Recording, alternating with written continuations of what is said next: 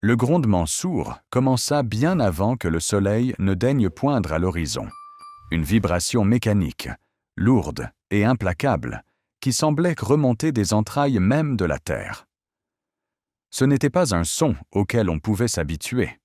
C'était le bruit d'une fin annoncée. Dans la pénombre de l'aube naissante, la poussière soulevée par les chenilles d'acier flottait dans l'air froid, comme un brouillard fantomatique, recouvrant peu à peu ce qui fut, autrefois, un quartier paisible, vibrant de rires d'enfants et de conversations par-dessus les clôtures. Éliane se tenait debout sur le porche de sa petite maison de bois blanc. Ses mains, enroulées autour d'une tasse de café en porcelaine ébréchée, tremblaient très légèrement. Pas de peur, de contenance. Elle observait les mastodontes de métal jaune vif qui dévoraient dans les souvenirs de ses voisins, réduisant en miettes des vies entières pour faire place au verre et à l'acier d'un nouveau monde froid et luxueux. Le vent matinal balaya une mèche de ses cheveux sombres, parsemés de fils d'argent qui racontaient l'histoire d'une femme ayant traversé de grandes tempêtes, mais qui n'avait jamais ployé l'échine. Ses yeux, d'un brun profond et d'une douceur infinie, suivaient la trajectoire de l'immense pelleteuse qui s'avançait maintenant vers sa propriété.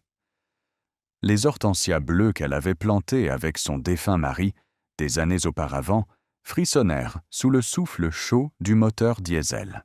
La machine s'arrêta dans un crissement de frein aigu, son immense mâchoire d'acier suspendue dans les airs, à quelques centimètres à peine de la clôture de son jardin.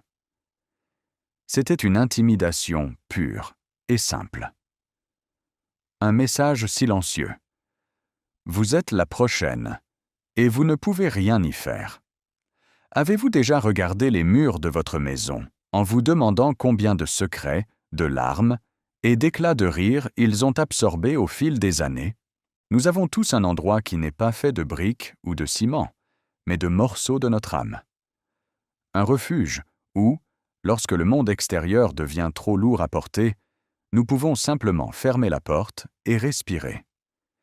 Quitter un tel endroit, ce n'est pas simplement déménager, c'est s'arracher une partie de soi-même, et parfois, nous sommes confrontés à des forces qui ne comprennent pas la valeur des choses intangibles, des forces qui croient que tout a un prix, que chaque souvenir peut être compensé par un chèque comportant suffisamment de zéros. Mais l'âme, mes chers amis, n'a pas de prix. Et l'amour que l'on porte à un foyer ne s'achète pas.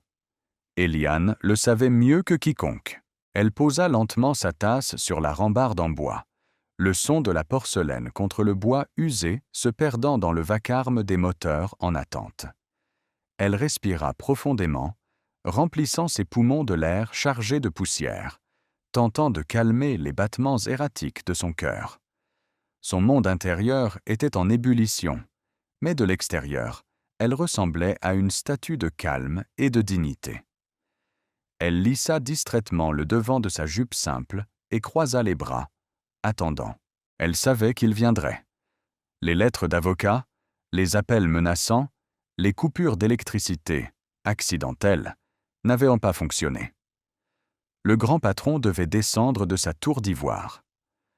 Le silence retomba soudainement sur la rue dévastée, lorsque les moteurs des pelleteuses furent coupés les uns après les autres. Une quiétude lourde, presque oppressante, s'installa. Puis, le bruit feutré de pneus mordant le gravier brisa cette tranquillité éphémère. Une voiture noire, longue et élégante, dont la carrosserie polie reflétait tragiquement les ruines alentour, glissa jusqu'au trottoir brisé devant la maison d'Éliane. Le contraste était saisissant, presque indécent. Le véhicule respirait l'opulence, le pouvoir et l'arrogance. Une bête de métal parfaite garée devant un modeste sanctuaire fleuri. La portière arrière s'ouvrit avec un clic doux, presque imperceptible. Un pied chaussé d'un cuir italien immaculé se posa sur le sol poussiéreux. Puis, l'homme émergea. Le cœur d'Éliane s'arrêta l'espace d'une fraction de seconde. L'air sembla soudain fuir de ses poumons, la laissant haletante, incapable de formuler une pensée cohérente. Elle dut s'agripper fermement au bois rugueux de la rambarde pour ne pas vaciller. Victorien. Il était là. Le temps avait sculpté son visage, durcissant les lignes de sa mâchoire, ajoutant une froideur glaciale à ses yeux clairs, qui, autrefois, pétillaient d'une ambition passionnée et de rêves partagés. Ses cheveux, parfaitement coupés, étaient maintenant parsemés de gris au niveau des tempes. Il portait un costume sombre, taillé sur mesure, qui épousait parfaitement sa carrure imposante, le faisant paraître plus grand, plus redoutable. Il dégageait une aura d'autorité absolue, celle d'un homme habitué à ce que le monde se plie à ses moindres exigences.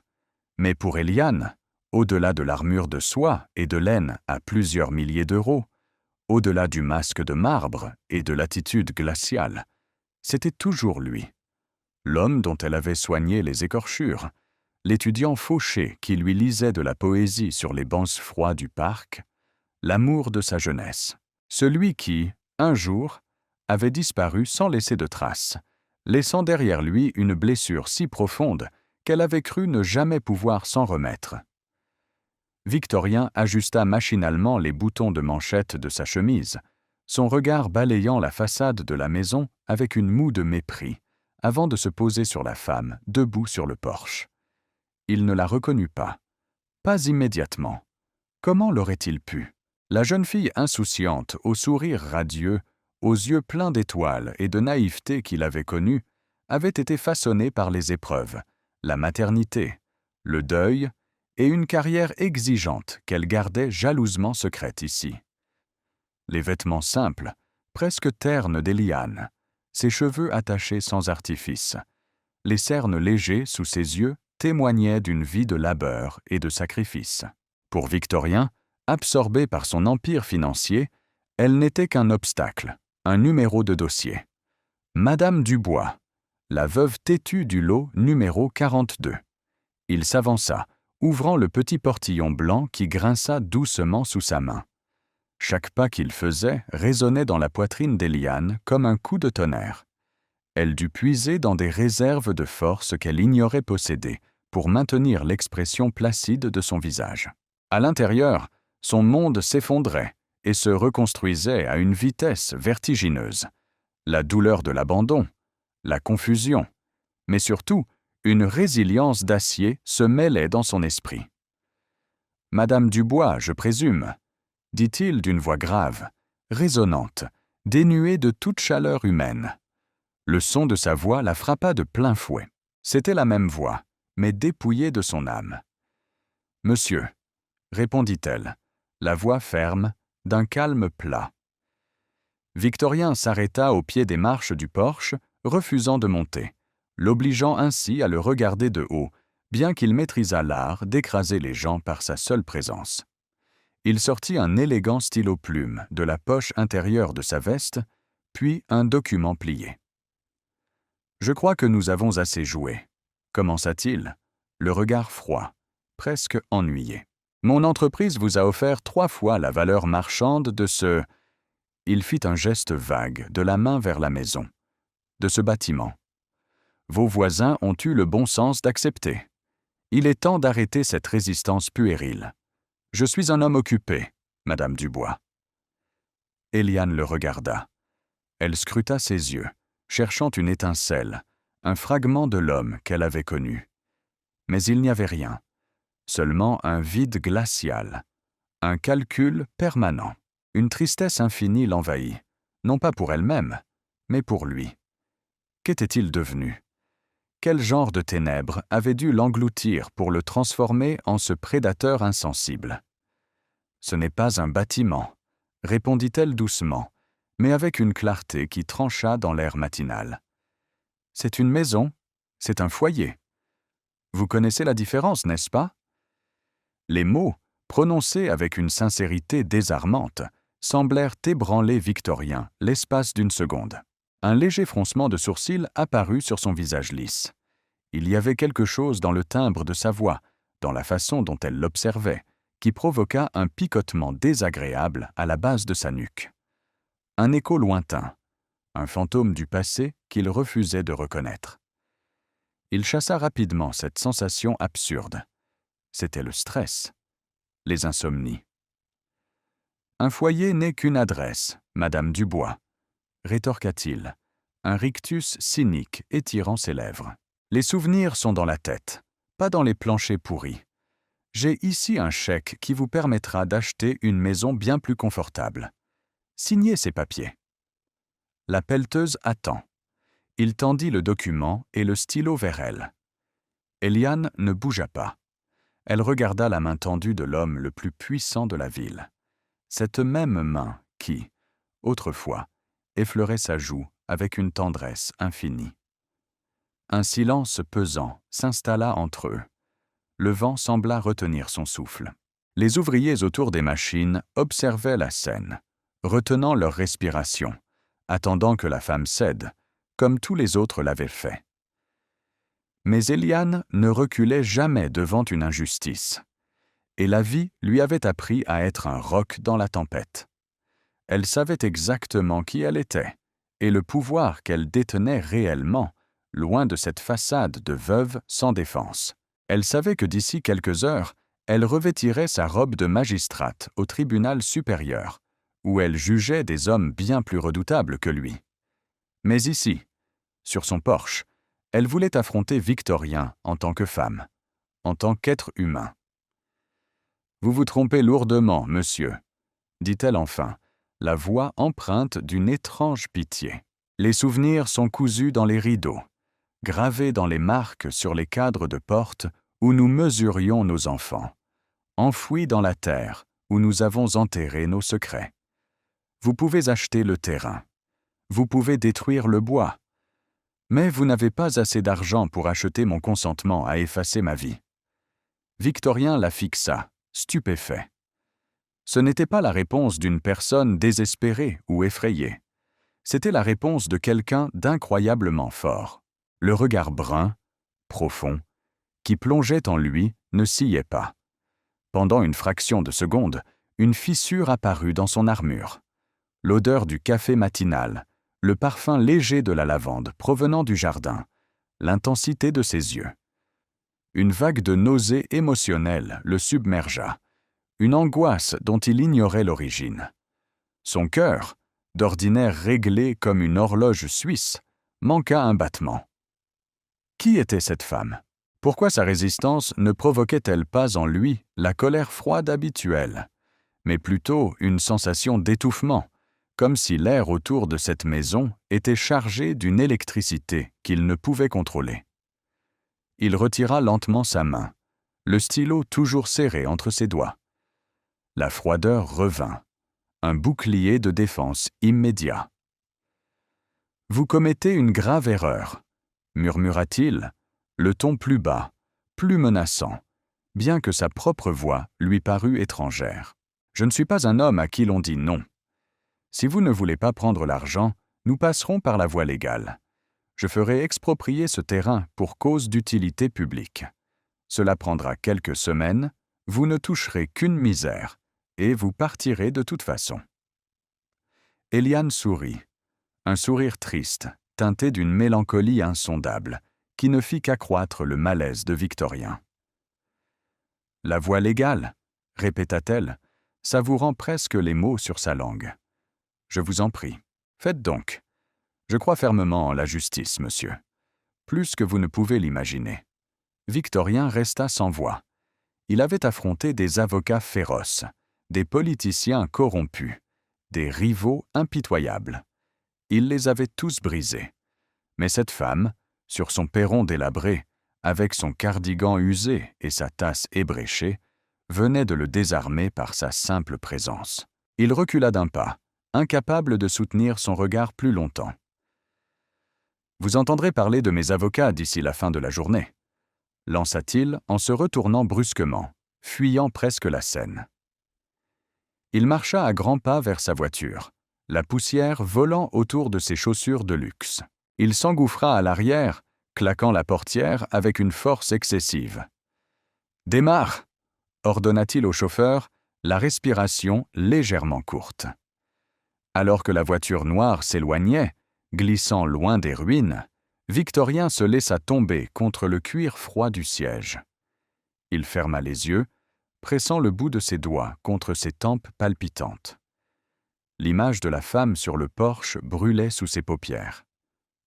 Ses yeux, ce regard triste et inébranlable, une douleur sourde, ancienne, irradia dans sa poitrine. Il desserra sa cravate, soudain étouffé. Il ne comprenait pas ce qui venait de se passer. Il n'était pas censé ressentir. Il avait banni les émotions de sa vie il y a bien longtemps, le jour où son cœur avait été brisé au-delà de toute réparation. Sur le porche, Eliane regarda la voiture disparaître au bout de la rue. Ses genoux cédèrent enfin sous le poids de l'adrénaline et de l'émotion contenue. Elle s'assit lourdement sur la marche supérieure, cachant son visage dans ses mains tremblantes. Un sanglot silencieux secoua ses épaules. Non pas de tristesse pour sa maison, mais pour lui. Pour eux. Le revoir après toutes ces années, découvrir le monstre d'insensibilité qu'il était devenu, c'était comme ouvrir une plaie qu'elle croyait cicatrisée depuis des décennies. Elle releva la tête, essuyant rapidement une larme rebelle sur sa joue. Elle regarda les pelleteuses silencieuses, monstres endormis attendant le signal pour détruire. Elle se leva, ramassa sa tasse de café froide. Son regard se durcit. La tristesse fit place à une détermination inébranlable. Victorien voulait la guerre. Il voulait utiliser le système qu'elle maîtrisait à la perfection pour écraser les plus faibles. Il ignorait tout de la femme qu'elle était devenue.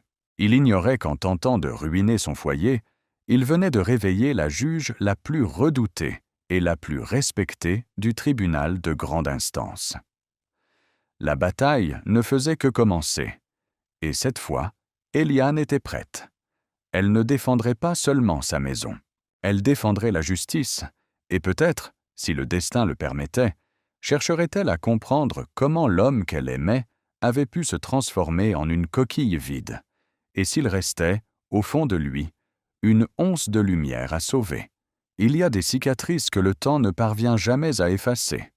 Nous croyons souvent que les années agissent comme un baume, qu'elles recouvrent nos blessures d'une fine couche d'oubli, nous permettant de continuer à avancer, de sourire, de vivre.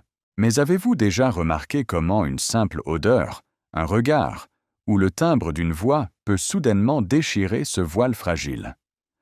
En un instant, nous sommes ramenés des décennies en arrière, et la douleur originelle, intacte, nous frappe avec la force d'un raz-de-marée. Pourquoi gardons-nous ces fantômes enfermés en nous? Peut-être parce que, d'une certaine manière, nos douleurs les plus profondes sont aussi les preuves éclatantes que nous avons, un jour, aimé de toute notre âme. Pour Victorien, le fantôme ne portait pas de chaîne. Il portait le regard insondable d'une femme sur un porche en bois délabré. Assis dans le silence glacial de son vaste bureau, au 60e étage de sa tour de verre, la ville s'étendait sous ses pieds comme un tapis de diamants brisés. C'était son royaume, un empire de béton et d'acier qu'il avait bâti à la force de son ambition impitoyable. Mais ce soir-là, le cuir noir de son fauteuil de direction lui semblait inconfortable, et le whisky hors d'âge dans son verre en cristal avait le goût de la cendre. Il desserra le nœud parfait de sa cravate en soie d'un geste brusque, presque fiévreux. La rencontre du matin refusait de quitter son esprit. Madame Dubois. Ce nom résonnait dans sa tête avec l'insistance d'une alarme lointaine. Il ferma les yeux, basculant la tête en arrière, et malgré ses efforts désespérés pour bloquer la vision, l'image de cette femme s'imposa à lui. Son calme, sa dignité, et cette lueur de pitié dans ses yeux bruns. Une douleur fulgurante, aiguë et familière, lui transperça la poitrine. Il haleta, ouvrant brusquement les yeux pour fixer le plafond sombre. Soudain, il n'était plus le milliardaire redouté de la ville. L'air conditionné de son bureau fit place à l'odeur de vieux papiers et de poussière d'une bibliothèque universitaire mal chauffée, 25 ans plus tôt. Dans l'esprit de Victorien, La scène se déroulait avec la clarté cruelle d'un film que l'on est forcé de regarder en boucle. Il revoyait le jeune homme qu'il était. Un étudiant en architecture, brillant mais perpétuellement affamé, portant un manteau d'hiver dont les coudes étaient élimés jusqu'à la corde. Il n'avait rien d'autre que des croquis révolutionnaires de logements sociaux et un idéalisme brûlant. Et il l'avait. Elle. Eliane. Le souvenir de son prénom murmura dans l'obscurité de son bureau, un écho si doux qu'il faillit en pleurer.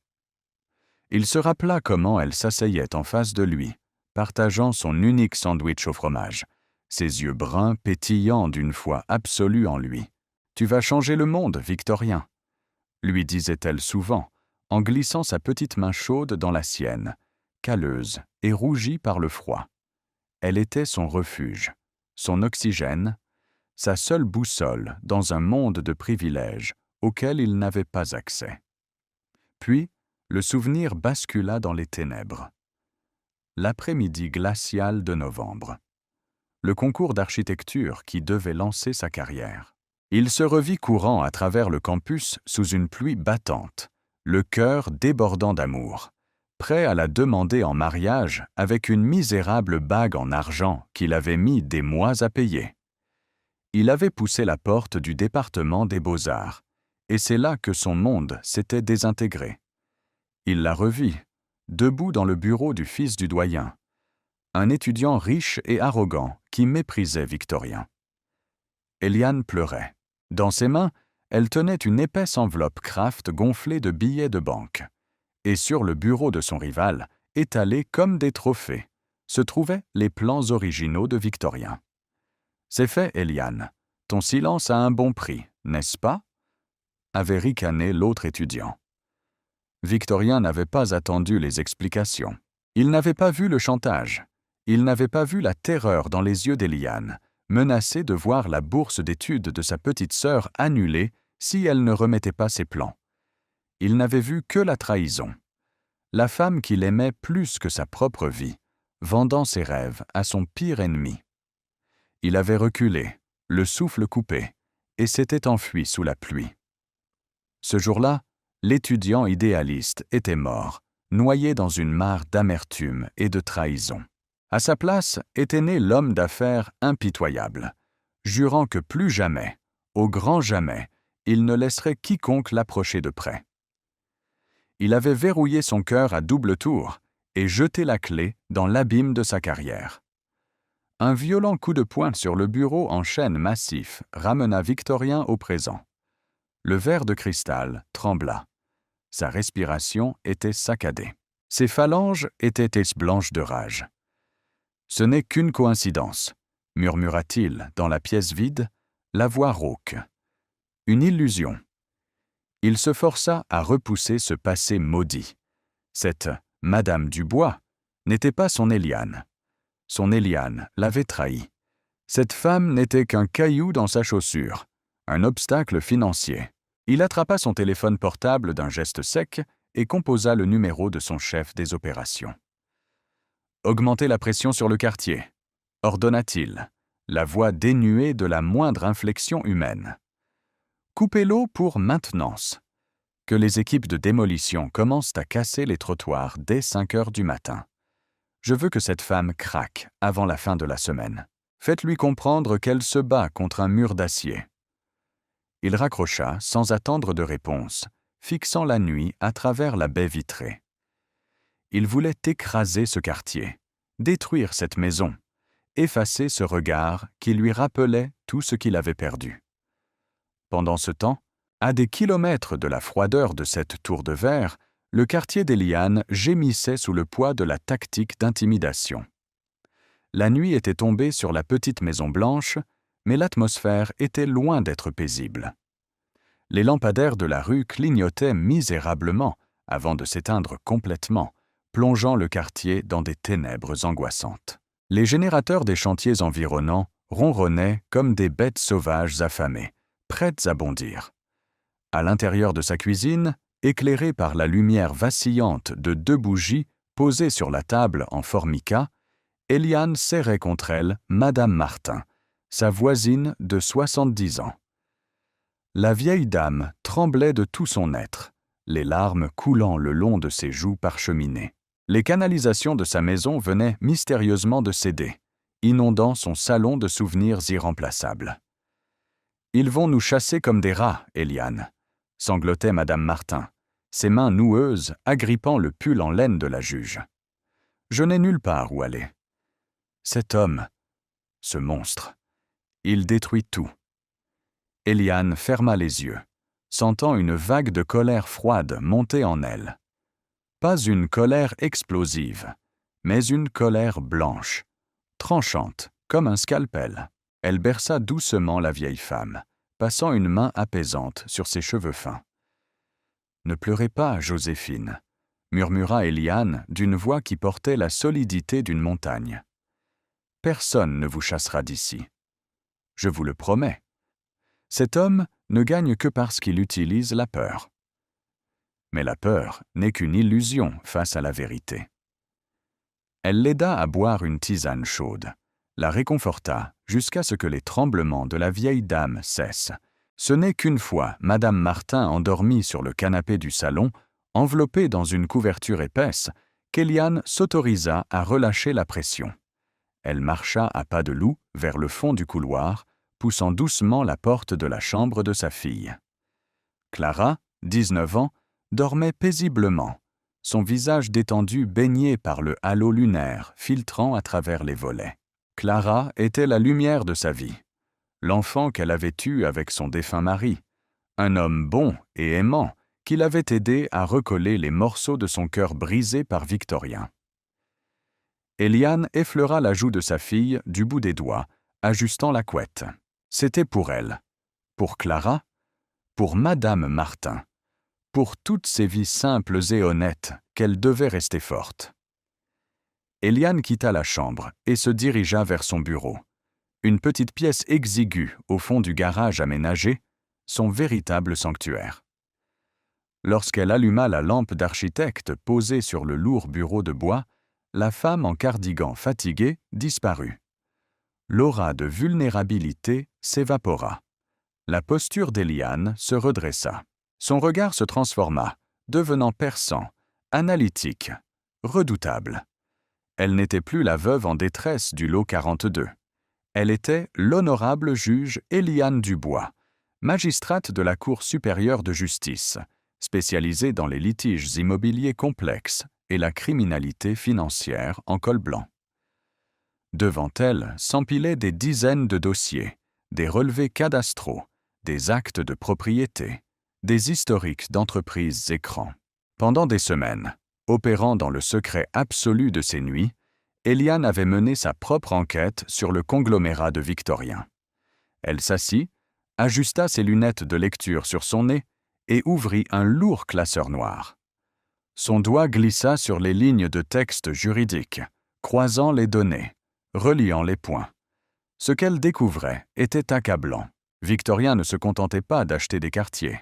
Il asphyxiait les résidents, utilisait des sociétés sous-traitantes pour causer des accidents techniques, violait de multiples lois sur le harcèlement immobilier et le droit à la jouissance paisible de la propriété. « Oh, Victorien !» pensa-t-elle, un pincement au cœur serrant sa poitrine alors qu'elle surlignait un document compromettant. « Qu'ont-ils fait de toi? Qu'as-tu fait de toi-même » Une partie d'elle, la jeune femme du passé, voulait pleurer sur l'homme devenu un tyran aveuglé par le profit. Elle se souvenait de la douceur de ses mains lorsqu'il dessinait, de sa passion pour protéger les plus faibles. Aujourd'hui, il était devenu le prédateur qu'il jurait de combattre autrefois. Mais la juge en elle ne laissait aucune place à la pitié face à l'injustice. Elle commença à rédiger. Les touches de son clavier claquaient dans le silence de la nuit, avec la précision d'un métronome. Elle préparait une injonction d'urgence, un dossier en béton armé, qui ne viserait pas seulement à stopper l'expropriation de sa maison, mais à traîner l'entreprise entière de Victorien devant la cour pour pratiques frauduleuses et extorsion. Elle allait utiliser le système qu'il croyait manipulé pour le piéger dans ses propres filets. La nuit s'étira, silencieuse et complice. L'horloge murale égrenait les heures, 2 heures, 3 heures, 4 heures du matin.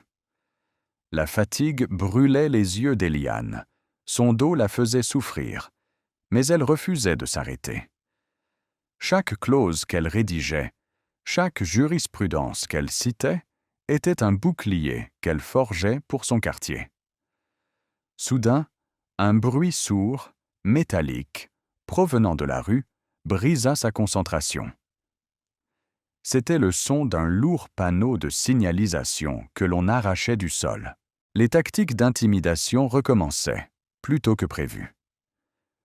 Eliane se leva lentement, retira ses lunettes et massa l'arête de son nez. Elle marcha jusqu'à la fenêtre du salon et écarta légèrement le rideau. Dans l'obscurité, sous la lumière crue des projecteurs de chantier qu'ils venèrent d'allumer illégalement, des hommes en gilets fluorescents déchargeaient des barrières de métal, bloquant l'accès à la rue principale. Elle observa la scène avec un calme effrayant. La pression silencieuse que Victorien tentait d'exercer était conçue pour briser les esprits.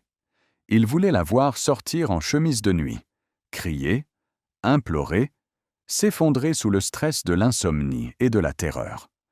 Au lieu de cela, Eliane laissa retomber le rideau.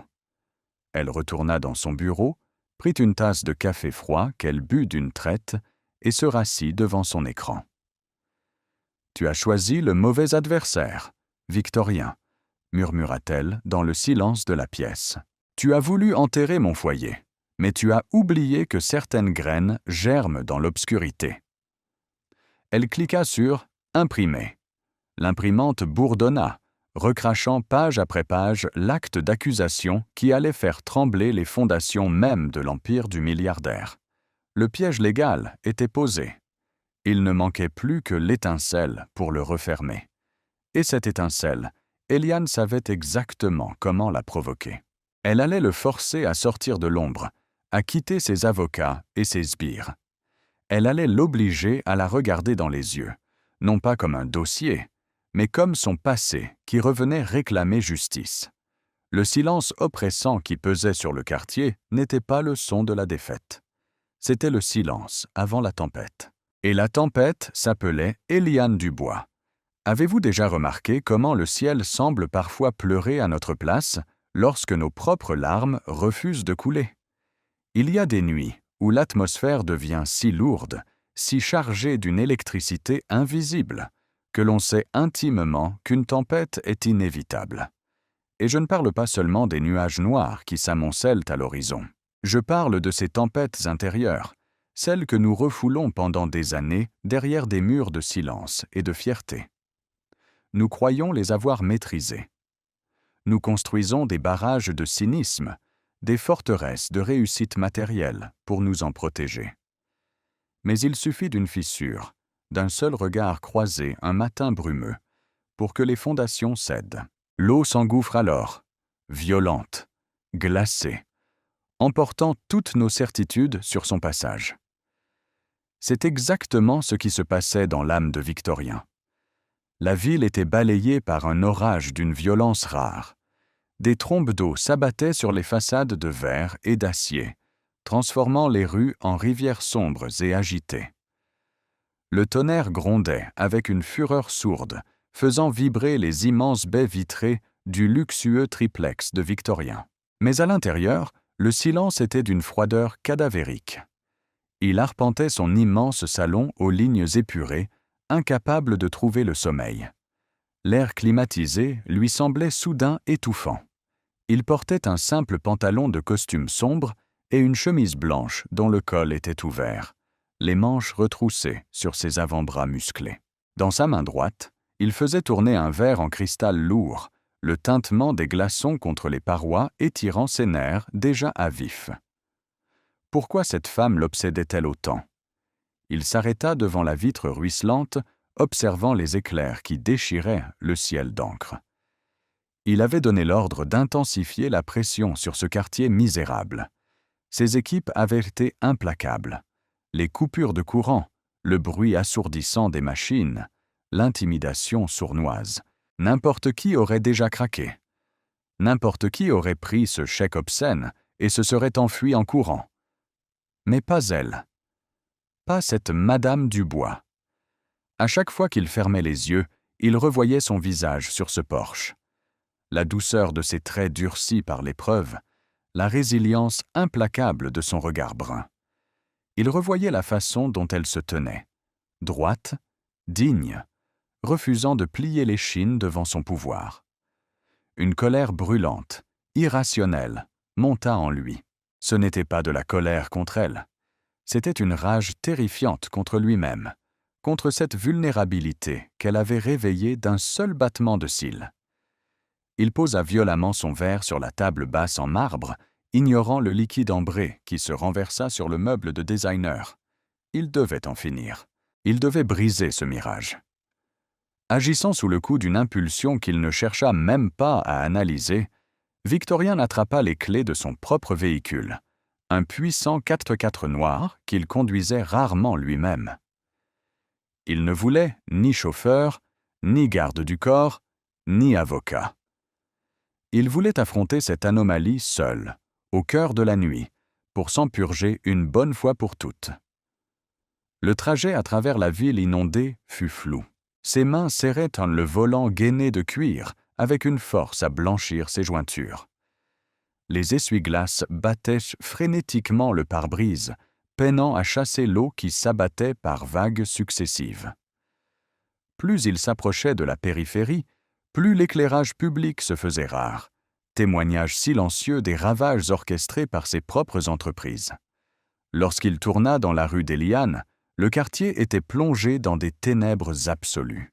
Les maisons voisines, déjà vidées de leurs habitants, ressemblaient à des spectres effrayants sous les éclairs intermittents. Seule une faible lueur vacillante, celle d'une lanterne tempête, brillait sur le porche de la petite maison blanche. Victorien gara son lourd véhicule le long du trottoir défoncé. Il coupa le moteur. Le silence dans l'habitacle fut instantanément remplacé par le tambourinement assourdissant de la pluie sur la carrosserie. Il resta là, immobile pendant une longue minute, la respiration courte. Que faisait-il ici?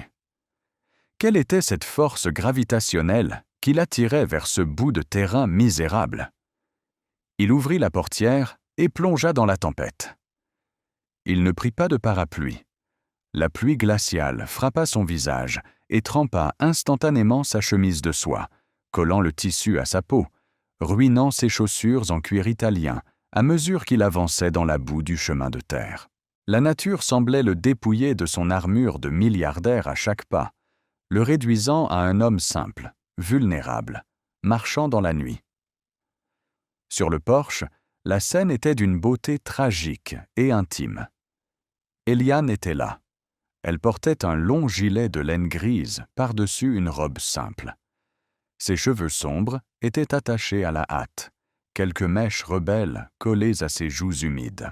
Elle se battait avec le vent, tentant désespérément d'attacher un treillage en bois qui menaçait de s'arracher sous la force des bourrasques, emportant avec lui un vieux rosier grimpant. C'était une scène dérisoire face à la fureur des éléments, mais elle s'y accrochait avec une détermination farouche. Un éclair déchira le ciel, illuminant brièvement la cour. C'est à cet instant qu'elle le vit. Eliane se figea, ses mains agrippées à la corde de chanvre mouillée. Son cœur fit un bond douloureux dans sa poitrine. La respiration lui manqua. Victorien se tenait au pied des marches, la pluie ruisselant sur son visage dur, ses yeux clairs fixés sur elle, avec une intensité brûlante qui perçait l'obscurité. Il ressemblait à une apparition, un fantôme échappé de ses souvenirs les plus intimes, venant la hanter dans la tempête. Lentement, il monta les quelques marches de bois grinçantes et se mit à l'abri sous l'auvent du porche. L'espace entre eux se réduisit drastiquement. L'air devint soudain électrique, chargé d'une tension si dense qu'elle en devenait presque palpable. Ils n'étaient séparés que par 1 mètre à peine, enveloppés dans le cocon bruyant de la pluie battante qui les isolait du reste de l'univers. Le parfum de Victorien, Un mélange subtil de vétiver, de pluie froide et de peau humide envahit les sens d'Éliane, provoquant un vertige qu'elle dut réprimer de toutes ses forces. « Que faites-vous ici, en pleine nuit ?»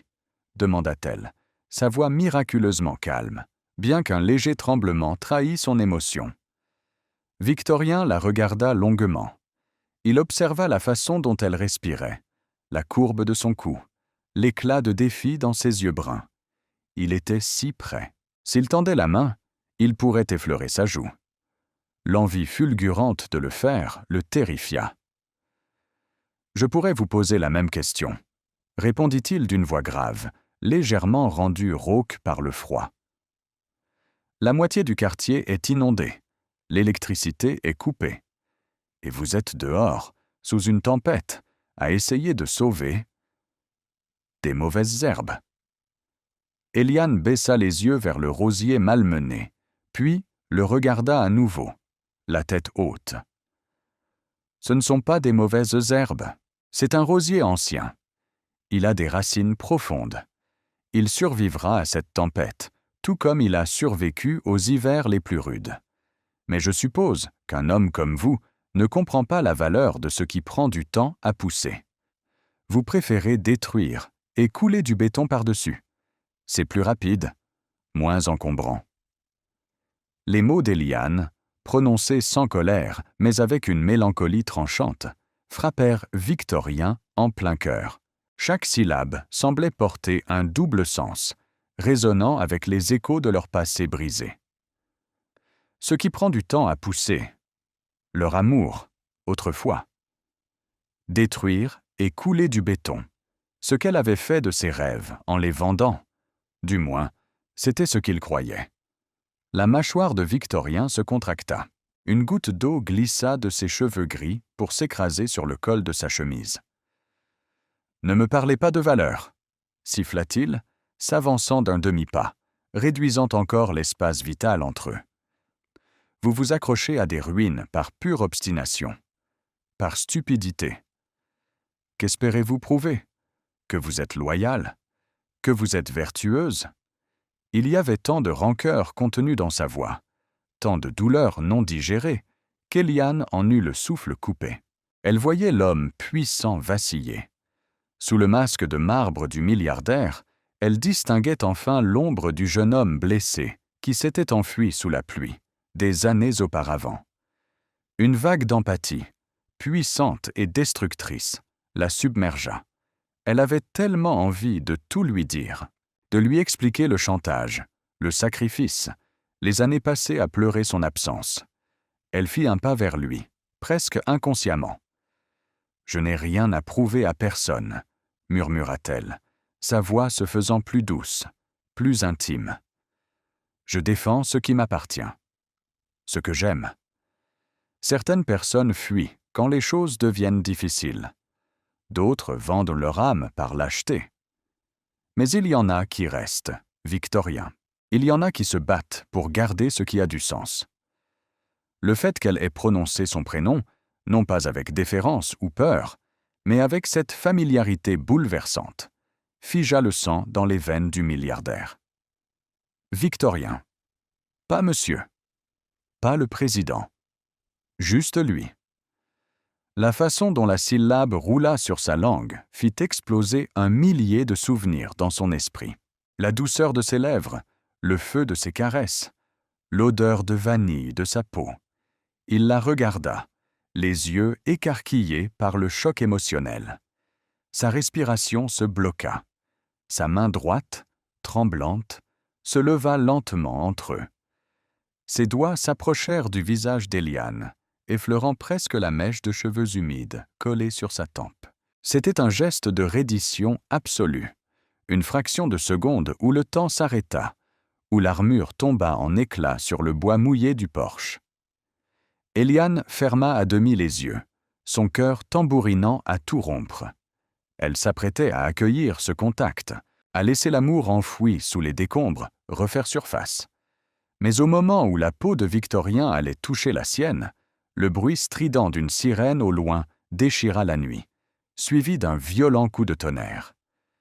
L'illusion se brisa net. Victorien sursauta, comme s'il venait de se brûler à un feu invisible. Il recula brusquement, son visage se fermant comme un coffre-fort dont on vient de claquer la lourde porte d'acier. La vulnérabilité disparut de ses yeux, avalée par un océan de mépris glacial et de panique intérieure. Mon Dieu, qu'était-il sur le point de faire? Il était en train de sombrer, de se laisser manipuler par une inconnue qui utilisait des mots pour ouvrir des plaies qu'il refusait de soigner. Il se détesta à cet instant précis. Il détesta cette faiblesse. Il devait reprendre le contrôle. Immédiatement. « C'est pathétique !» cracha-t-il, la voix dure, impitoyable. Vous essayez de jouer sur les émotions. C'est la tactique des gens qui n'ont plus aucun argument rationnel. Eliane ouvrit les yeux, le choc de ce revirement soudain la frappant de plein fouet. Elle laissa tomber ses mains le long de son corps, la tristesse remplaçant l'espoir fugace qui l'avait animée.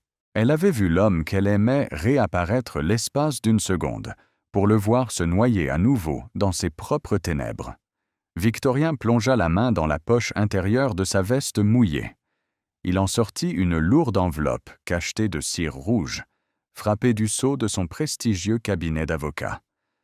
Un document qui n'aurait jamais dû être délivré en main propre, sous la pluie, par le PDG en personne. Mais les règles n'existaient plus cette nuit-là. Il tendit l'enveloppe vers Eliane, le geste mécanique, dénué d'humanité.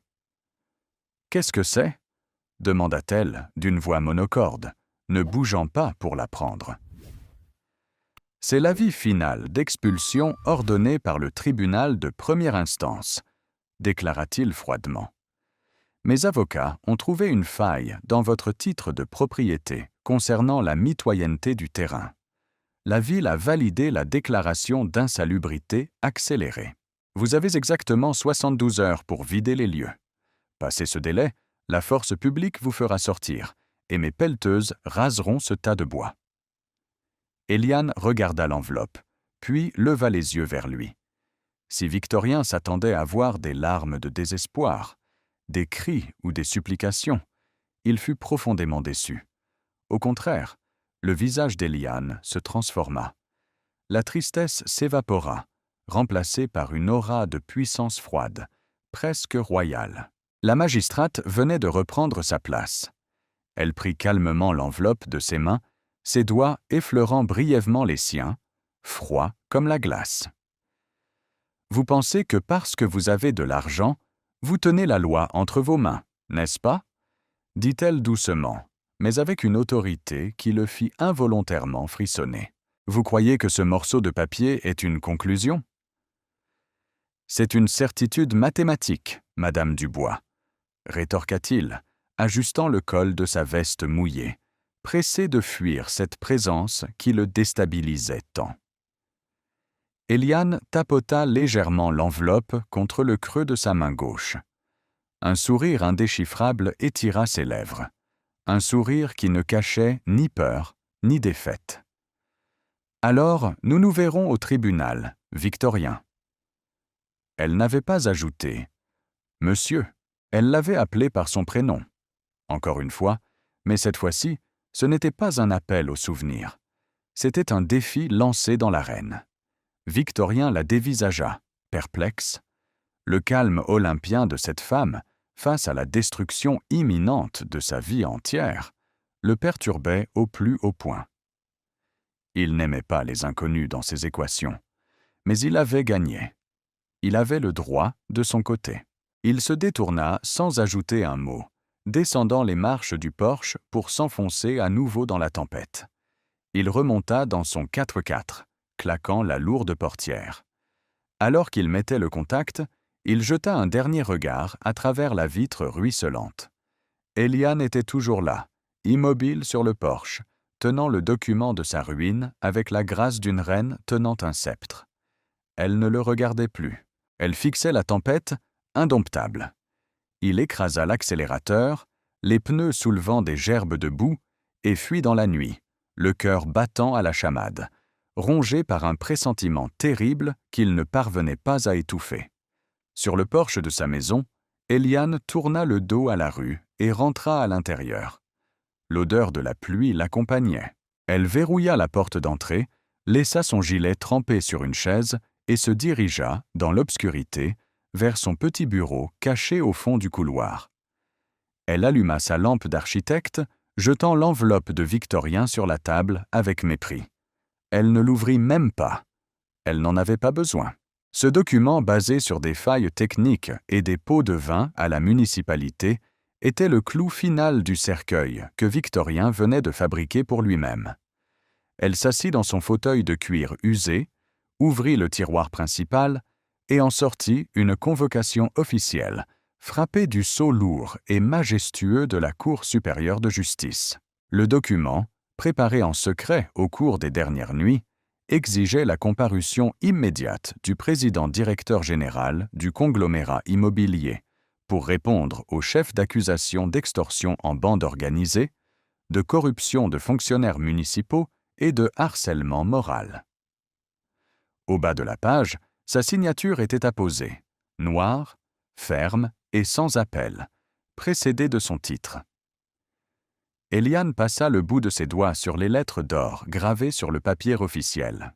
La tempête grondait toujours au dehors, frappant les vitres de son bureau, mais à l'intérieur, l'esprit de la juge était d'un calme absolu. La confrontation intime sur le porche lui avait confirmé ce qu'elle redoutait et espérait à la fois. L'homme qu'elle avait aimé n'était pas mort. Il était emmuré vivant derrière une douleur qu'il se refusait de confronter. Victorien voulait la briser pour ne plus rien ressentir. Elle allait le briser légalement pour l'obliger à ressentir à nouveau. Elle soupira, le regard perdu dans les ombres de la pièce. « Tu as voulu jouer avec la justice », murmura-t-elle dans le silence de la nuit. « Prépare-toi à rencontrer son véritable visage. » Le piège s'était définitivement refermé. Le prochain affrontement n'aurait pas lieu sous la pluie complice, au milieu des souvenirs et des mots non dits. Il aurait lieu sous la lumière crue et impitoyable de la grande salle d'audience, où les secrets ne pourraient plus se cacher, et où le milliardaire arrogant découvrirait, à ses dépens, que la femme qu'il cherchait à détruire détenait entre ses mains non seulement le sort de son empire, mais aussi la clé de sa propre rédemption. Il y a des jours, dans une vie où le destin, fatigué de nos fuites et de nos faux fuyants, décide soudainement de rebattre toutes les cartes. Nous passons des années à construire des forteresses autour de nos cœurs, à empiler des briques de certitude, d'arrogance ou de cynisme, persuadés que rien ne pourra jamais faire vaciller ces murs. Nous revêtons des costumes taillés sur mesure pour cacher nos cicatrices.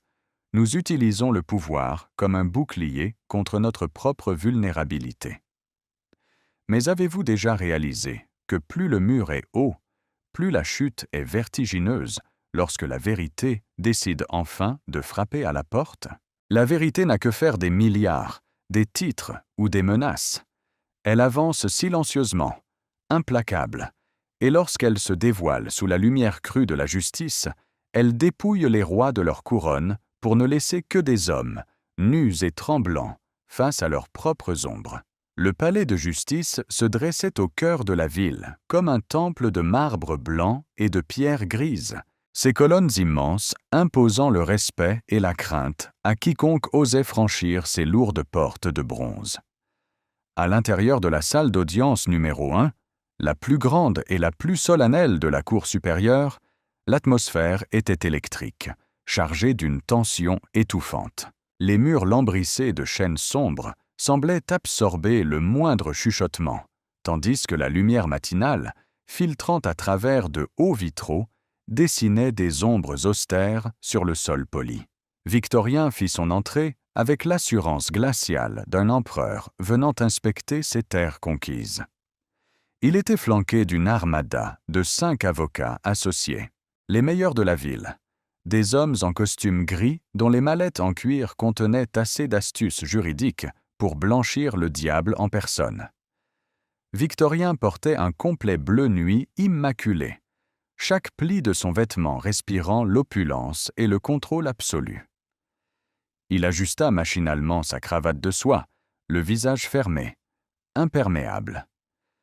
Depuis la scène sur le porche, sous la pluie, il avait repoussé ses émotions dans les abysses de son esprit, scellant la porte à double tour. Il s'était convaincu que son moment de faiblesse n'était qu'une aberration due à la fatigue. Aujourd'hui, il redevenait le prédateur financier. Il allait écraser cette Madame Dubois, balayer son quartier et effacer jusqu'à son souvenir. Il prit place à la table de la défense, croisant ses longues jambes avec une élégance arrogante. Son avocat principal, un homme au regard de squale nommé Maître Vanek, se pencha vers lui, un sourire carnassier aux lèvres. « Ne vous inquiétez de rien, Monsieur le Président », murmura Vanek en disposant ses dossiers. « J'ai étudié la convocation d'urgence. C'est un coup de bluff désespéré. Nous allons invoquer le vice de procédure, noyer le tribunal sous les requêtes préalables, et nous obtiendrons le jugement par défaut. La plaignante n'aura même pas le temps d'ouvrir la bouche. D'ailleurs, l'avocat balaya du regard la table des plaignants, située à quelques mètres d'eux, de l'autre côté de l'allée centrale. Elle n'est même pas là. Victorien tourna lentement la tête. La table en bois massif qui lui faisait face était désespérément vide. Pas de Madame Dubois en cardigan usé. Pas d'avocat commis d'office tremblant de peur. Rien. Un vide absolu. Un froncement de sourcils imperceptible marqua le front lisse du milliardaire. Une étrange sensation, un mélange de déception fulgurante et d'angoisse sourde, se condensa dans sa poitrine. Il avait anticipé ce moment. Il voulait la voir s'effondrer. Il voulait qu'elle comprenne l'étendue de son pouvoir pour effacer le mépris qu'il avait lu dans ses yeux bruns. Son absence sonnait non pas comme une victoire, mais comme un affront silencieux. L'horloge majestueuse accrochée au-dessus du banc du juge égrenait les secondes. Chaque tic-tac résonnant dans le silence pesant de la salle, remplie de journalistes murmureurs et de quelques résidents du quartier, venus soutenir leur voisine absente. Soudain, la porte latérale, située derrière l'estrade monumentale, s'ouvrit avec un claquement sec qui fit sursauter l'assemblée. L'huissier de justice, un homme imposant à la voix de stentor, s'avança, son bâton frappant le sol de marbre à 3 reprises. Le son claqua comme des coups de feu. « Veuillez vous lever. La cour !» L'audience est ouverte, présidée par l'honorable juge Eliane Dubois. Un silence de mort s'abattit instantanément sur la vaste pièce. Le bruissement des étoffes et le raclement des chaises accompagnèrent le mouvement d'ensemble, alors que tout le monde se levait dans un respect immédiat et imposé. Victorien se leva mécaniquement, son esprit n'ayant pas encore enregistré l'information. Juge, Eliane Dubois. Les mots flottaient dans son esprit, sans s'ancrer, comme s'ils appartenaient à une langue étrangère. Son avocat, Maître Vanek, se raidit soudainement à côté de lui, son assurance s'évaporant en une fraction de seconde. La lourde porte de chêne s'ouvrit plus grand, et elle entra. Le temps sembla soudainement ralentir, s'étirer jusqu'à l'agonie. Victorien sentit l'air quitter ses poumons avec la violence d'un coup de poing dans le plexus. Son cœur manqua 1, puis 2 battements, se figeant douloureusement dans sa poitrine. Ses mains, posées à plat sur la table de la défense, se crispèrent sur le bois lisse, jusqu'à ce que ses jointures blanchissent. Ce n'était pas la veuve vulnérable du lot 42. Ce n'était pas la femme en larmes sur le porche balayé par la tempête. Eliane s'avançait avec une grâce redoutable, enveloppée dans la lourde robe noire de magistrate, les plis de soie ondulant majestueusement à chacun de ses pas. L'épitoge bordée de fourrure blanche reposait sur son épaule, symbole de son autorité absolue et de son rang au sein de la cour supérieure. Ses cheveux sombres étaient tirés en un chignon strict, dégageant son visage d'une pureté sculpturale. Mais ce furent ses yeux. Ses yeux bruns, d'ordinaire si doux et emplis de mélancolie, brûlait aujourd'hui d'un feu froid, impartial et terrifiant. Elle monta les marches menant au haut banc de justice, chaque mouvement d'une lenteur calculée, dominant littéralement la salle entière de sa présence. Elle ne regardait ni les journalistes, ni les avocats. Son regard, d'une précision chirurgicale, traversa l'espace pour venir se planter directement, profondément, dans les yeux clairs de Victorien. Le monde du milliardaire s'effondra en 1 million de morceaux étincelants. La couleur déserta totalement son visage. Une sueur froide perla à la racine de ses cheveux gris. La respiration bloquée dans sa gorge, il dévisageait la femme assise sur le fauteuil de cuir surélevé, incapable d'assimiler l'ampleur du séisme qui venait de le frapper. Eliane, sa Eliane, l'étudiante fauchée, la veuve de banlieue, la femme qu'il avait cherché à expulser, à ruiner, à détruire par tous les moyens légaux et illégaux. C'était elle, l'honorable juge Dubois, la magistrate la plus implacable de la région en matière de criminalité financière. Le puzzle mental se mettait en place avec une violence inouïe, les pièces s'emboîtant pour former une image d'une ironie cruelle et dévastatrice. Elle n'était pas la plaignante de la table vide, elle était celle qui tenait le marteau de la justice. Elle l'avait laissé déployer toutes ses stratégies misérables, le laissant s'enfoncer dans son propre piège d'arrogance. « Vous pouvez vous asseoir », déclara la voix d'Eliane. Le timbre de sa voix n'avait rien de la douceur intime du porche sous la pluie. Il était clair, résonnant, dénué de la moindre émotion personnelle. C'était la voix de la loi. Victorien se laissa tomber sur sa chaise, les genoux soudainement incapables de soutenir son poids. Ses avocats murmuraient entre eux d'un air paniqué, réalisant que le dossier n'était pas une simple affaire immobilière, mais un guet-apens juridique d'une précision létale orchestrée par la Cour elle-même. Mais Victorien ne les entendait pas. Un sifflement aigu résonnait dans ses oreilles. Il ne quittait pas Eliane des yeux. Il cherchait une faille, un signe de vengeance personnelle, une once de triomphe mesquin sur son visage. Mais il n'y avait rien. Aucune arrogance, seulement une dignité triste et une intégrité qui lui brûlait la rétine. L'affaire numéro 412, ministère public contre la corporation V Immobilier, présidée par M. Victorien Laurent, annonça Eliane en ouvrant le lourd dossier posé devant elle. Les chefs d'accusation inclus extorsion par intimidation, usage de faux dans les déclarations de mitoyenneté et corruption avérée de fonctionnaires de la voirie municipale. Maître Vanek bondit sur ses pieds, le visage rouge de fureur et de panique professionnelle. « Votre honneur, c'est un scandale !» s'écria l'avocat, tentant de reprendre le contrôle de la salle. « J'invoque immédiatement le conflit d'intérêts. Votre honneur est personnellement impliqué dans les parcelles de terrain mentionnées dans ce dossier. Vous êtes résidente du quartier concerné. Vous ne pouvez pas présider cette audience. » Eliane releva lentement la tête, ses yeux fixant l'avocat avec une intensité qui le fit taire instantanément. Le silence dans la salle devint si dense qu'on aurait pu le couper au couteau. « Maître Vanek », répondit-elle d'une voix douce mais glaciale, qui tranchait l'air comme une lame de rasoir. « Si vous aviez pris la peine de lire le dossier que la Cour vous a transmis hier soir à minuit, au lieu de préparer vos plaidoiries d'intimidation habituelles, vous auriez constaté à la page 64 que j'ai officiellement fait don de ma propriété à la municipalité ce matin même, à la première heure, pour qu'elle soit transformée en parc public protégé par le patrimoine historique. Je ne suis plus propriétaire, je ne suis plus résidente. Je n'ai donc, sur le plan juridique, strictement aucun conflit d'intérêts matériel dans cette salle. » Victorien ferma les yeux, encaissant le coup de grâce.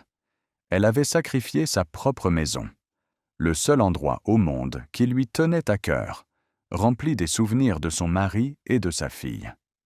Elle l'avait abandonné à la ville, s'assurant qu'il ne pourrait jamais y construire sa tour de verre, tout cela pour obtenir le droit irréfutable de le juger publiquement. La pureté de son sacrifice pour protéger les autres détruisit les dernières défenses du milliardaire. Cependant, continua Eliane, se penchant légèrement en avant, ses mains croisées sur le bois sombre de son pupitre. « Je suis ici pour juger les méthodes, maître Vanek. Je suis ici pour évaluer le comportement de cette entreprise, qui, selon les preuves accablantes fournies par le parquet financier et confirmées par vos propres sous-traitants, opère non pas comme une entité commerciale, mais comme un syndicat du crime. » Elle tourna son regard de l'avocat vers Victorien, et pendant un instant, la salle disparut. Les journalistes, les greffiers, les murs de chêne, tout s'effaça. Il n'y avait plus que l'homme brisé dans son costume sur mesure, et la femme qui l'avait trahi par son cynisme, le jugeant du haut de son estrade. « Monsieur Laurent » dit-elle, s'adressant directement à lui. « Levez-vous. » La voix était calme, mais elle contenait une autorité absolue à laquelle aucune âme ne pouvait se soustraire. Maître Vanek tenta de retenir son client par la manche, lui chuchotant de ne rien dire, d'invoquer le droit au silence, mais Victorien repoussa la main de son avocat d'un geste sec.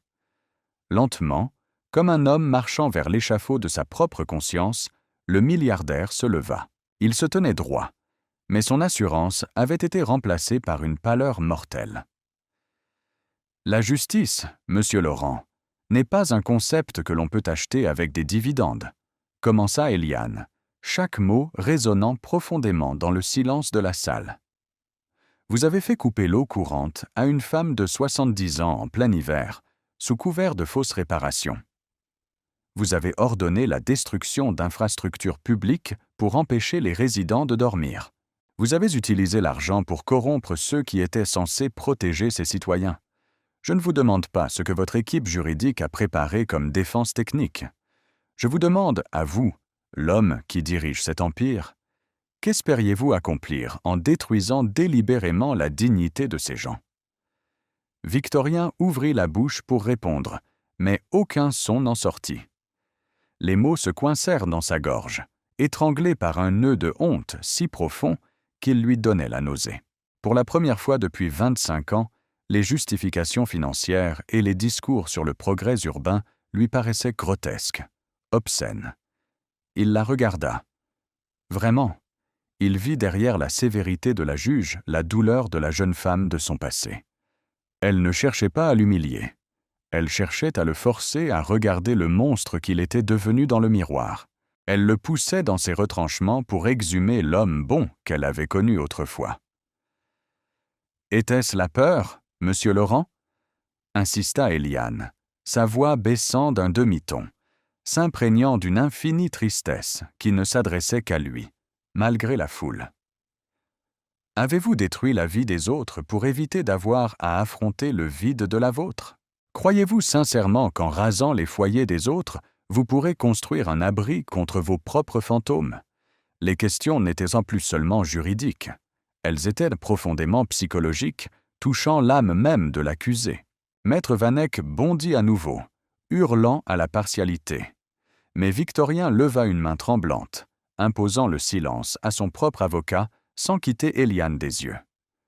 Une larme, une seule et unique larme brûlante, perça la barrière de glace dans les yeux clairs du milliardaire. Elle roula lentement sur sa joue creusée, traçant un chemin humide sur le marbre de son visage. Le silence dans la salle devint insoutenable, lourd de toutes les vérités non dites, de tous les regrets accumulés au fil des décennies. Victorien baissa la tête, incapable de soutenir plus longtemps le regard pur de la justice et de l'amour perdu.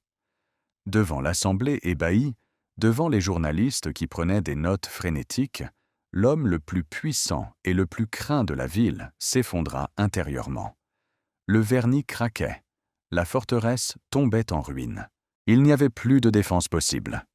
« Non » murmura-t-il d'une voix rauque, brisée, qui résonna dans le micro devant lui. « Non, votre honneur, je n'ai aucune défense. » Eliane le regarda longuement. Son cœur de femme saignait de le voir ainsi, dépouillé de sa superbe, terrassé par le poids de ses propres erreurs. Mais la magistrate en elle savait que cette destruction était nécessaire. On ne peut reconstruire un homme véritable sur des fondations pourries. Il fallait que le mensonge meure pour que la vérité puisse espérer renaître. Le marteau de la justice frappa le bloc de bois, le bruit sec annonçant la fin d'un empire, et, peut-être, si le courage l'accompagnait, le début d'une douloureuse mais nécessaire rédemption. Avez-vous déjà pris le temps d'observer ce qui se passe juste après le passage d'une tempête dévastatrice?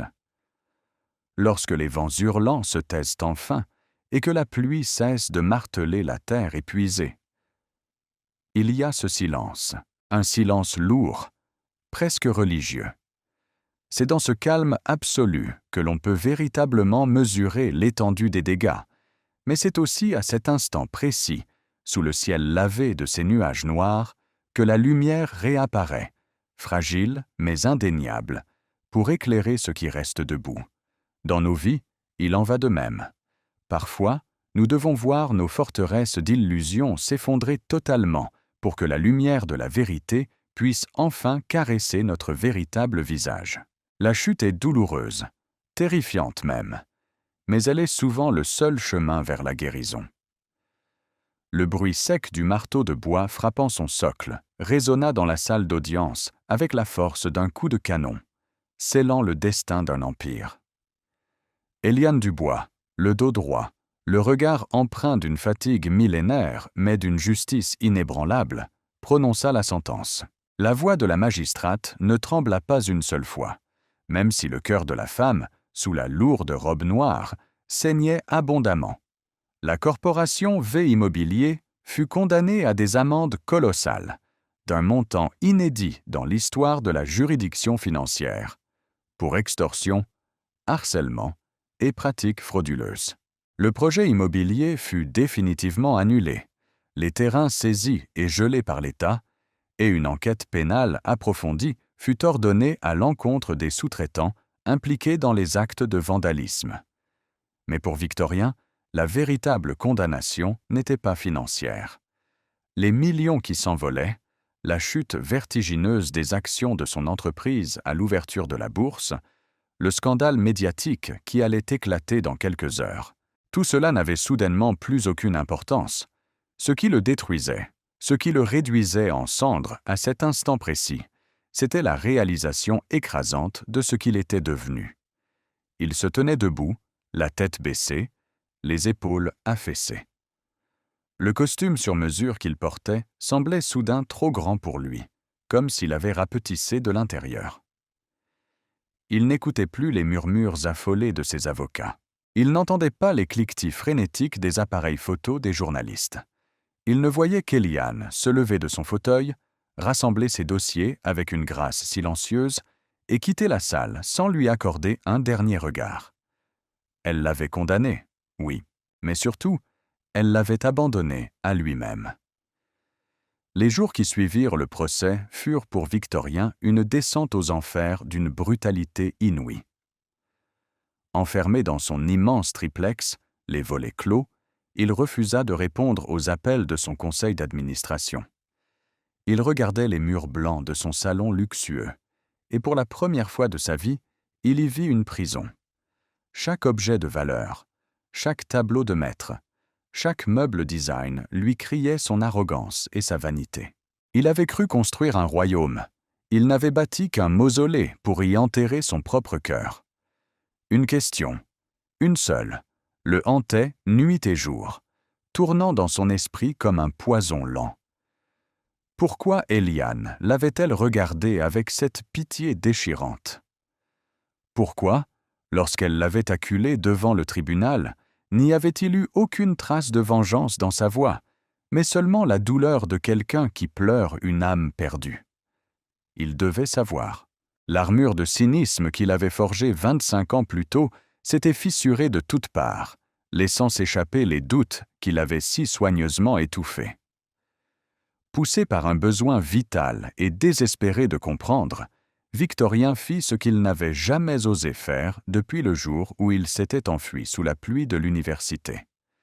Il engagea le meilleur détective privé du pays, non pas pour détruire un rival, mais pour fouiller dans les ruines de son propre passé.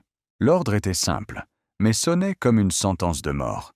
Retrouver le fils du doyen de l'université d'architecture, l'homme dans le bureau duquel il avait vu Eliane avec cet argent maudit. La réponse arriva 3 jours plus tard, sous la forme d'un simple dossier en carton brun, posé sur la table basse en verre de son salon.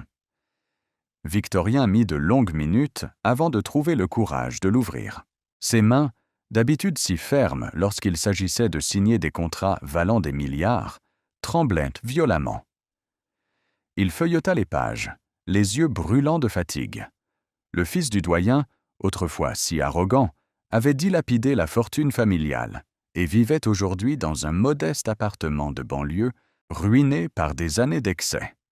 Mais ce n'était pas ce qui fit s'arrêter le cœur de Victorien. Au milieu du dossier se trouvait la transcription d'une interview enregistrée par le détective.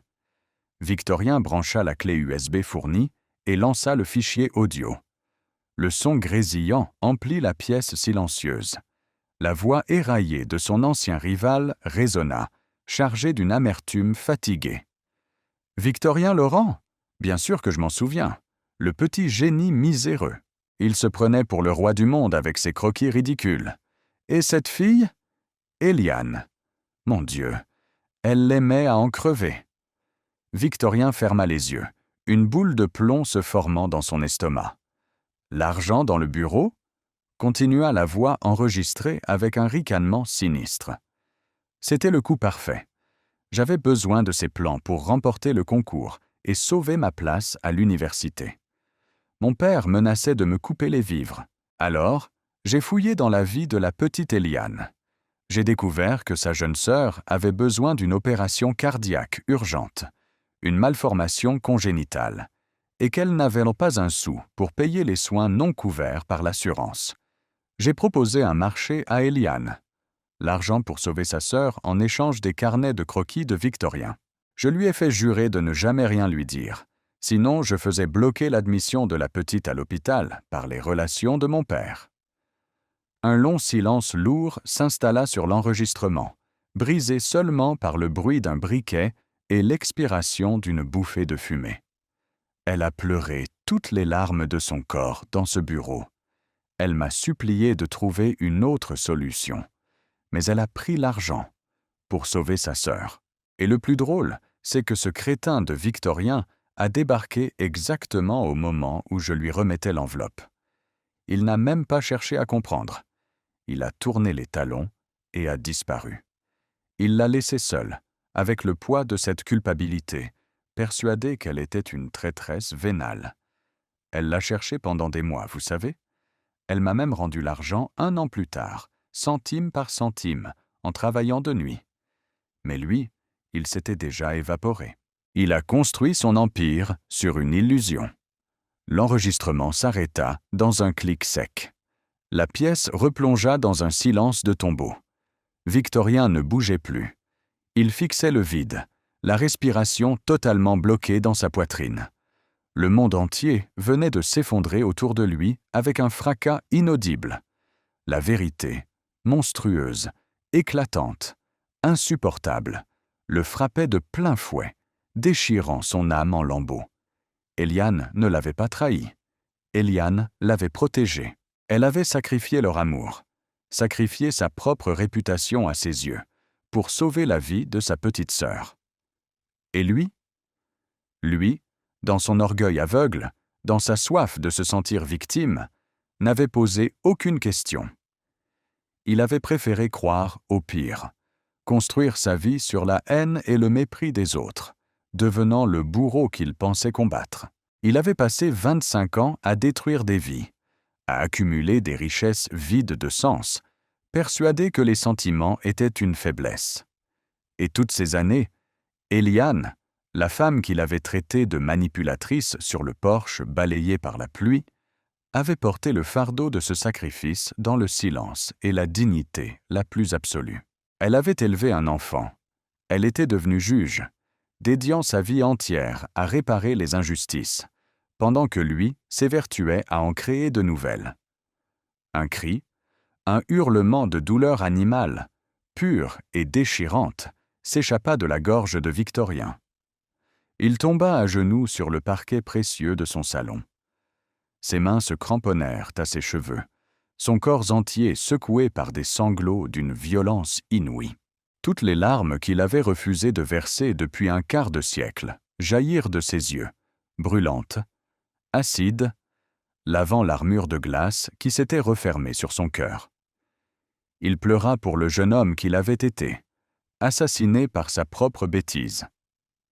Il pleura pour les années volées, pour la douceur des sourires qu'il n'avait jamais partagés, pour l'enfant qu'il n'avait pas eu avec elle. Il pleura de honte, une honte si profonde qu'elle donnait l'impression de lui brûler la peau. C'est dans cette agonie solitaire que le milliardaire mourut définitivement. Et, sur le sol froid de ce luxueux triplex, baigné de larmes et de regrets, un homme nouveau commença douloureusement à renaître. Les mois qui suivirent le verdict furent marqués par une transformation radicale que la presse financière qualifia d'incompréhensible et que les psychologues appelleraient un éveil spirituel foudroyant. Victorien démissionna de son poste de président-directeur général de V Immobilier. Il liquida la majorité de ses parts personnelles dans l'entreprise, provoquant un séisme sur les marchés, et plaça la quasi-totalité de sa fortune astronomique dans un fonds de dotation irrévocable. La fondation Éliane Dubois, nom qu'il avait donné sans son accord, espérant simplement qu'elle le tolérerait, fut créée avec pour mission unique la réhabilitation des quartiers défavorisés, la protection du patrimoine historique contre la spéculation immobilière et le financement de bourses d'études pour les jeunes issus de milieux précaires. Il se dépouilla de ses costumes sur mesure, vendit son triplex, ses voitures de sport, et s'installa dans un appartement modeste, au cœur de la ville qu'il avait autrefois voulu posséder. Il ne fuyait plus. Il s'attelait à la tâche titanesque de réparer, pierre par pierre, le mal qu'il avait fait. L'automne avait revêtu la ville de ses teintes chaudes et mélancoliques, des dorures et des cuivres qui contrastaient avec le gris de la pierre. Dans le quartier des Lianes, le bruit des pelleteuses avait depuis longtemps été remplacé par les rires des enfants et le chant des oiseaux. Le quartier ne ressemblait plus à une zone de guerre, mais à un havre de paix restauré. Au centre de la rue principale, à l'endroit exact où les machines avaient autrefois menacé de tout détruire, s'étendait désormais un magnifique parc public, entretenu avec amour par la communauté. Au cœur de ce parc, la petite maison de bois blanc, celle qu'Éliane avait donnée à la ville, avait été transformée en maison de quartier et en bibliothèque solidaire, les portes grandes ouvertes à tous. Éliane s'y trouvait cet après-midi-là. Vêtue d'un simple pull en cachemire beige et d'un pantalon sombre, loin de sa robe de magistrate, elle taillait avec soin un immense rosier grimpant qui recouvrait l'un des murs de la bibliothèque. Ses gestes étaient précis, sereins. Le vent frais jouait avec ses cheveux sombres, où l'argent s'était fait plus présent. Son cœur avait trouvé la paix après le procès. Elle avait fait ce qui était juste, non seulement pour la loi, mais pour l'âme de l'homme qu'elle n'avait jamais vraiment cessé d'aimer, en le forçant à affronter la lumière. Elle entendit des pas s'approcher doucement sur le chemin de gravier derrière elle. Elle ne se retourna pas immédiatement, concentrée sur une branche rebelle, mais une sensation étrange, un frisson chaud et familier parcourut sa colonne vertébrale. Ils sont magnifiques. La voix était basse, douce, hésitante, presque craintive. Éliane se figea, le sécateur suspendu en l'air. Le souffle coupé, elle ferma les yeux une seconde pour s'assurer qu'elle ne rêvait pas, puis elle se retourna lentement. Victorien se tenait à quelques mètres d'elle. Il avait changé, presque méconnaissable. Il portait un simple jean foncé et un pull en laine épaisse, les mains enfouies dans les poches. Les lignes dures et cruelles de son visage s'étaient adoucies, creusé par une fatigue réparatrice et une humilité nouvelle. Ses cheveux gris étaient légèrement plus longs, moins stricts. Mais surtout, ce furent ses yeux. Le vide glacial, l'océan de mépris avaient totalement disparu. À leur place, brillait une vulnérabilité absolue, une tristesse douce et une immense tendresse qui mirent les larmes aux yeux de la magistrate. Il n'était plus le milliardaire arrogant du tribunal. Il était Victorien, l'étudiant au manteau usé, l'homme au cœur brisé, revenu de la mort de l'âme. Il la regarda, n'osant pas faire un pas de plus, comme s'il craignait que sa seule présence ne profane la paix qu'elle avait construite ici. « Je sais que je n'ai pas le droit d'être ici », commença-t-il, la voix tremblante, cherchant ses mots avec la gaucherie d'un enfant qui a commis une faute irréparable. « Je sais que rien de ce que je pourrais dire ou faire ne suffira jamais à effacer le monstre que j'ai été, l'enfer que je t'ai fait subir, à toi et à tant d'autres. » Eliane posa son sécateur sur un banc en bois à proximité. Elle retira ses gants de jardinage, son regard brun scrutant chaque détail du visage de l'homme. Elle vit la culpabilité qui le rongeait, l'épuisement profond de sa quête de rédemption.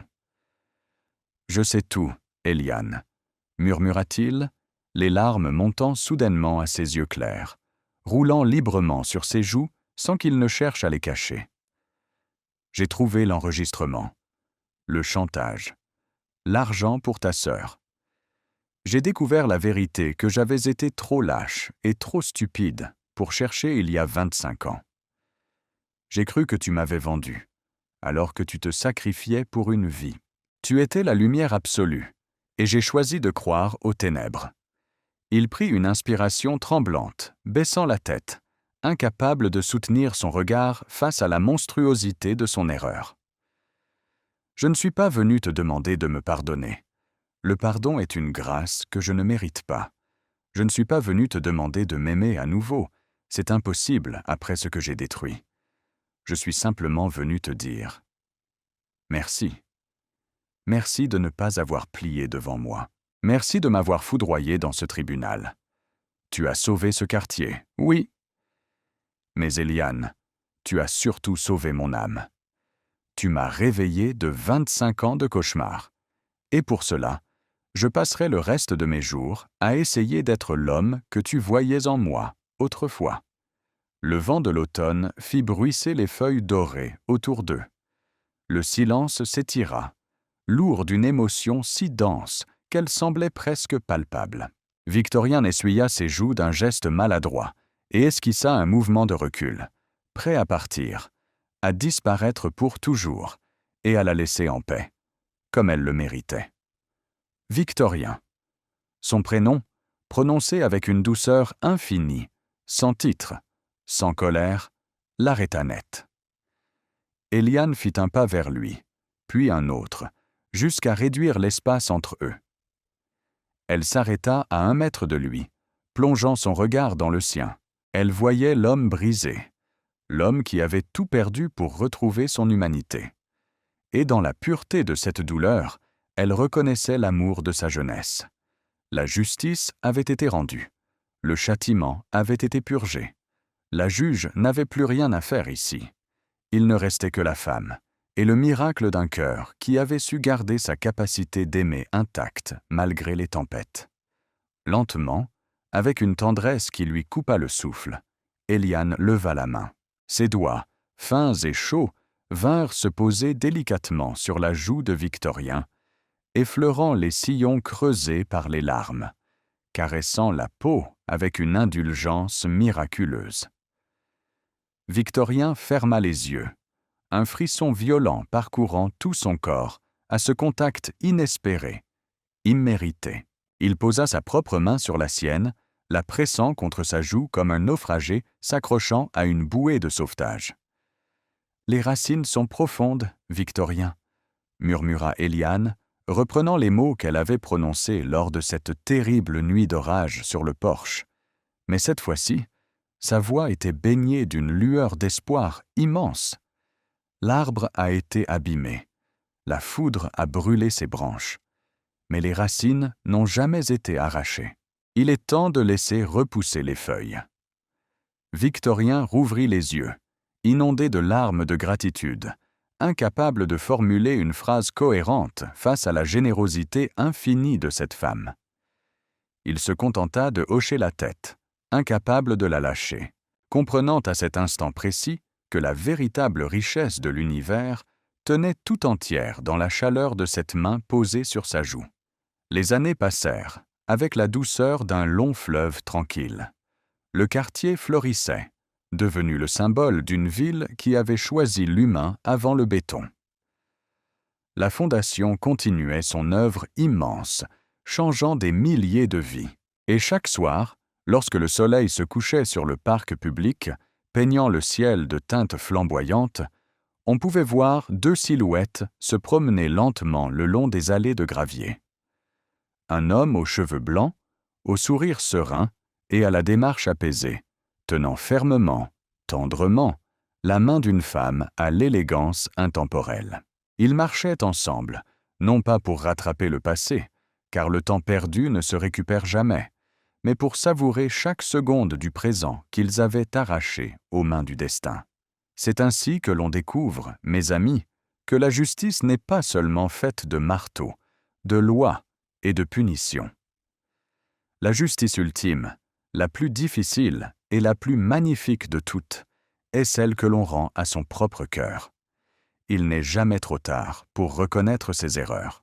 Il n'est jamais trop tard pour descendre de son piédestal d'arrogance, pour marcher sous la pluie et demander pardon. La rédemption n'efface pas les cicatrices. Elle les transforme simplement en témoignage de notre capacité à aimer de nouveau, et de manière plus profonde encore. Si vous traversez une tempête aujourd'hui, si vous avez l'impression que tout est perdu, souvenez-vous d'Eliane et de Victorien. Souvenez-vous que derrière les murs les plus froids, il y a souvent un cœur qui attend simplement qu'on lui donne la permission de battre à nouveau. Si cette histoire a résonné en vous, si elle a éveillé une réflexion, un souvenir, ou simplement l'espoir d'une seconde chance, je vous invite de tout cœur à aimer cette vidéo. N'hésitez pas à partager vos propres expériences, vos réflexions sur le pardon et la résilience dans les commentaires ci-dessous. Je vous lis avec une immense attention et chaque mot compte. Et si vous souhaitez continuer à explorer ensemble les profondeurs de l'âme humaine, abonnez-vous à notre espace. Nous avons encore tant d'histoires à partager, tant de chemins à parcourir ensemble. Prenez soin de vous, prenez soin de vos racines et à très bientôt.